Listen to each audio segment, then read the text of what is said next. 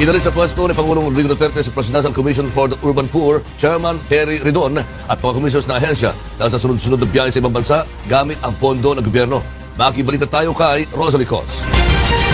Mismo si Pangulong Rodrigo Duterte ang nagkumpirma na tinanggal na niya sa pwesto ang chairman ng Presidential Commission for the Urban Poor na si Terry Ridon at mga kasama nitong commissioners dahil sa junkets. Dagdag pa ng Pangulo, maraming beses na nagbiyahe si Ridon kahit katatalaga pa lamang sa pwesto, subalit iilang beses pa lamang na nagko-convene ang komisyong kanyang pinamumunuan. Ginawa ng Pangulo ang pahayag ng pangunahan nito ang awarding ceremony para sa mga child-friendly municipalities at cities sa bansa sa Malacanang kahapon. Ako naman, no personal reasons really to parin except that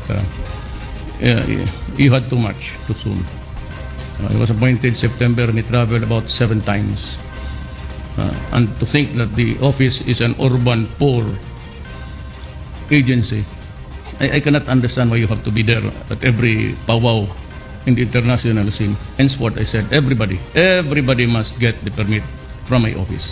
Kaya naman nagbabala na rin ang Malacanang laban sa mga opisyal ng pamahalaang gumagamit sa pondo ng pamahalaan para sa mga personal na biyahe sa labas ng bansa. I think the President has given a topmost priority to running after government officials who are engaged in junketing, no? Or for the government junketeers, that's the correct term.